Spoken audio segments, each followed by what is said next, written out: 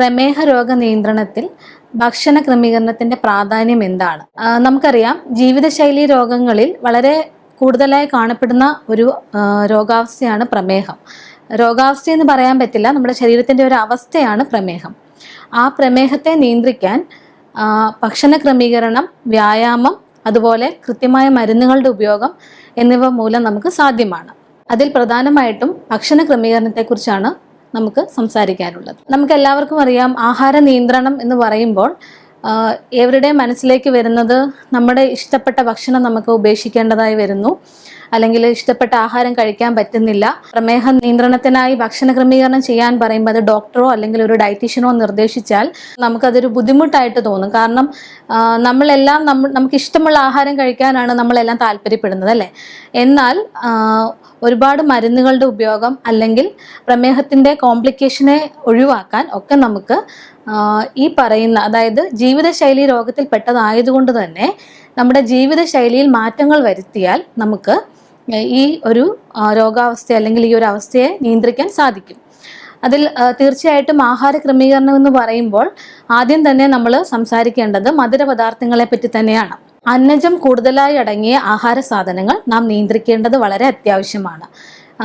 നേരിട്ട് വരുന്ന മധുരപദാർത്ഥങ്ങളായ പഞ്ചസാര, ശർക്കര, തേൻ അല്ലെങ്കിൽ കൽക്കണ്ടം അതുപോലെയുള്ള ആഹാരങ്ങളുടെ അല്ലെങ്കിൽ ആഹാര പദാർത്ഥങ്ങളുടെ ഉപയോഗം പരമാവധി ഒഴിവാക്കുകയോ വളരെ കുറച്ച് അളവിലേക്കായി നിയന്ത്രിക്കുകയോ ചെയ്യേണ്ടത് ഏറ്റവും പ്രാധാന്യം അർഹിക്കുന്ന ഒരു കാര്യമാണ്. അതുപോലെ തന്നെ ഓരോ വ്യക്തിയിലും ആഹാര നിയന്ത്രണത്തിൽ മാറ്റങ്ങളുണ്ട്.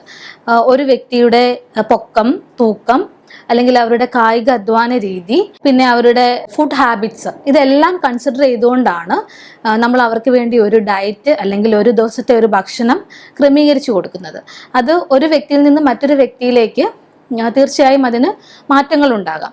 അപ്പോൾ ഒരു ഡോക്ടറുടെയോ ഡയറ്റീഷ്യൻ്റെയോ നിർദ്ദേശപ്രകാരം നമുക്ക് ഓരോരുത്തർക്കും നമ്മുടേതായ ഒരുപക്ഷെ നമ്മുടെ ഭക്ഷണശീലങ്ങളും അല്ലെങ്കിൽ നമ്മളുടെ താല്പര്യങ്ങളും ഭക്ഷണത്തിലുള്ള താല്പര്യങ്ങളും കണക്കിലെടുത്തുകൊണ്ട് തന്നെ ആരോഗ്യകരമായ രീതിയിൽ നമ്മുടെ ഭക്ഷണത്തെ ക്രമീകരിക്കാൻ സാധിക്കും. ഞാൻ നേരത്തെ പറഞ്ഞ പോലെ അന്നജത്തിനോടൊപ്പം തന്നെ അന്നജം നിയന്ത്രിക്കണം അല്ലെങ്കിൽ കലോറി കൂടിയ ആഹാരം നിയന്ത്രിക്കണം എന്നതിനോടൊപ്പം തന്നെ നമ്മൾ ശ്രദ്ധിക്കേണ്ട കാര്യമാണ് നാരുകൾ ധാരാളം അടങ്ങിയ ഭക്ഷണം ഉൾപ്പെടുത്തുക എന്നുള്ളത്.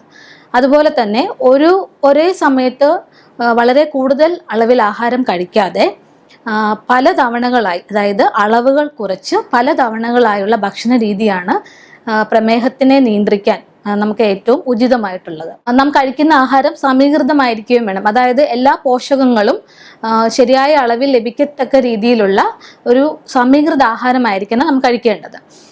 അതിൽ ഇപ്പം സാധാരണ നമ്മളുടെ ആഹാര രീതി എന്ന് പറഞ്ഞാൽ പ്രഭാത ഭക്ഷണം, ഉച്ചഭക്ഷണം, അതുപോലെ രാത്രിയിലെ ഭക്ഷണം, ആ ഒരു രീതിയാണ്.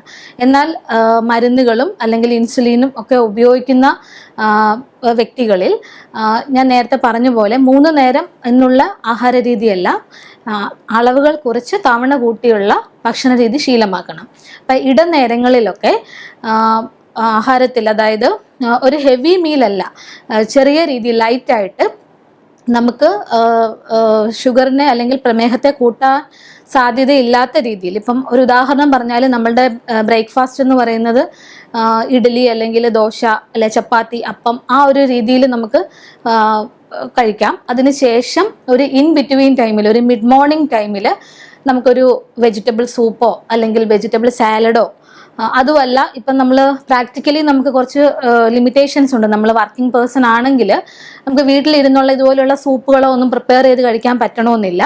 അങ്ങനെയുള്ള സാഹചര്യങ്ങളിൽ മധുരം കുറഞ്ഞ പഴങ്ങൾ, അതല്ല എങ്കിൽ മധുരമില്ലാത്ത, ഇപ്പം ബേക്കറി സാധനങ്ങളെ നമ്മൾ അധികം ഡിപ്പെൻഡ് ചെയ്യേണ്ട, എങ്കിലും മധുരമില്ലാത്ത ബിസ്ക്കറ്റുകളോ അങ്ങനെ എന്തെങ്കിലും ഒരു ലഘുവായ രീതിയിലുള്ള ഭക്ഷണം ഇടനേരങ്ങളിൽ ഉൾപ്പെടുത്തുക. പഴങ്ങളെപ്പറ്റി പറയുമ്പോൾ നമ്മൾ കൂടുതലായിട്ടും ഓർക്കേണ്ടത് നമ്മുടെ പ്രമേഹം നിയന്ത്രണത്തിലാണോ എന്നുള്ള കാര്യം ശ്രദ്ധിക്കുക.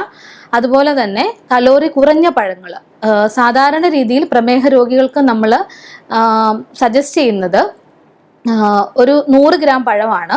100 ഗ്രാം പഴമെന്ന് പറയുമ്പോൾ അതിൻ്റെ അളവ് ഏകദേശം ഒരു ചെറിയ ആപ്പിള് അല്ലെ ഒരു പേരയ്ക്ക വരുന്ന ഒരു അളവിലുള്ള പഴമാണ് നമ്മൾ അവർക്ക് വേണ്ടി റെക്കമെൻഡ് ചെയ്യാറ്. അപ്പോൾ ഈ ഇടനേരത്തിൽ അതുപോലെ ഒരു പഴം, അല്ലെങ്കിൽ ഞാൻ നേരത്തെ പറഞ്ഞ പോലെ വീടുകളിൽ ഉള്ള സമയത്താണെങ്കിൽ നമുക്ക് ഓട്സ് അല്ലെങ്കിൽ വെജിറ്റബിൾ സൂപ്പ് അല്ലെങ്കിൽ വെജിറ്റബിൾ സാലഡ്, പിന്നെ വർക്കിംഗ് ആണെങ്കിലും സാലഡ് പോലെയുള്ള വെജിറ്റബിൾസ് നമുക്ക് കൊണ്ടുപോകാൻ പറ്റുമെങ്കിൽ ഒരു ചെറിയ ടിഫിനിൽ നമുക്കത് പ്രാക്ടിക്കൽ ആണെങ്കിൽ അങ്ങനെയുള്ള കാര്യങ്ങൾ ചെയ്യാം.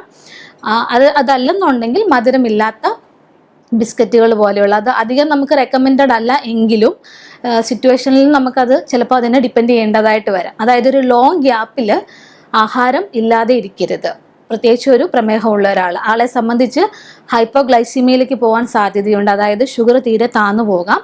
അതും അല്ലെങ്കിൽ നമ്മൾ നെക്സ്റ്റ് ഒരു നമ്മുടെ മീല് വളരെ അധികമായിട്ട്, അതായത് നമുക്ക് വേണ്ട അളവിൽ നിന്നും നിയന്ത്രിച്ചല്ലാതെ അമിതമായ രീതിയിൽ കഴിക്കാനുള്ള സാധ്യതയുമുണ്ട്. അതുകൊണ്ടാണ് ഇടനേരങ്ങളിൽ നിർബന്ധമായും ലഘുവായ ആഹാരം ഉൾപ്പെടുത്താൻ പറയുന്നത്. അപ്പം അന്നജത്തെ നിയന്ത്രിക്കാൻ പറഞ്ഞു. അതുപോലെ നമുക്ക് പ്രമേഹത്തെ നിയന്ത്രിക്കാൻ ഏറ്റവും പ്രധാനമായിട്ടും നമ്മുടെ ഭക്ഷണത്തിൽ ഉൾപ്പെടുത്തേണ്ടത് നാരുകളുടെ അളവാന്ന് പറഞ്ഞു. അപ്പം നാരുകൾ എന്ന് പറയുന്നത് പ്രധാനമായും നമുക്ക് നാരുകൾ ലഭിക്കുന്നത് പച്ചക്കറികളിൽ നിന്നും പഴങ്ങളിൽ നിന്നുമാണ്. അപ്പം പഴങ്ങൾക്ക് നമുക്ക് കുറച്ച് ലിമിറ്റേഷൻ ഉണ്ട്. പഴങ്ങൾ കൂടുതലായ അളവിൽ ഉപയോഗിക്കാൻ പറ്റില്ല. എന്നാൽ പച്ചക്കറികളിലെ കിഴങ്ങ് വർഗ്ഗങ്ങൾ ഒഴിച്ച്, അതായത് ഉരുളക്കിഴങ്ങ്, കപ്പ ഇതുപോലെയുള്ള അന്നജം കൂടിയ പച്ചക്കറികളുടെ ഉപയോഗം നിയന്ത്രിക്കുക. മറ്റ് വെജിറ്റബിൾസ്, പ്രധാനമായിട്ടും ഇലക്കറികളിൽ നിന്നാണ് നമുക്ക് കൂടുതൽ നാരുകൾ കിട്ടുന്നത്. അതുപോലെ മുളപ്പിച്ച പയറ് വർഗ്ഗങ്ങൾ, അങ്ങനെയുള്ള പച്ചക്കറികളും നമ്മളുടെ മീലിനോട്, അതായത് നമ്മൾ ഉച്ചഭക്ഷണം കഴിക്കുമ്പം ഒരുപക്ഷെ അരിയാഹാരമായിരിക്കാം കഴിക്കുന്നത്. അപ്പം അതിൻ്റെ കൂടെ കൂടുതലായി വെജിറ്റബിൾസ് ചേർത്ത് കഴിച്ചു കഴിഞ്ഞാൽ നമുക്ക് പ്രമേഹത്തെ നിയന്ത്രിക്കാൻ പറ്റും. അതായത് കാർബോഹൈഡ്രേറ്റ് അബ്സോർഷനെ കുറയ്ക്കാനായിട്ട് ഈ ഫൈബേഴ്സ് അഥവാ നാരുകൾ സഹായിക്കുന്നു. അതുകൊണ്ട് തന്നെ അവയുടെ ഉപയോഗം കൂടുതലായും നമ്മളുടെ ഓരോ മെയിൻ മീലിലും നമ്മൾ എൻഷുർ ചെയ്യണം, അത് ഉറപ്പാക്കണം. അതോടൊപ്പം തന്നെ പ്രോട്ടീനും വളരെ പ്രാധാന്യമുണ്ട്. നമുക്ക് പ്രോട്ടീൻ ആവശ്യത്തിന് ലഭിക്കുന്നതിന് വേണ്ടി പയറ് പരിപ്പ് വർഗ്ഗങ്ങൾ ഉൾപ്പെടുത്താം.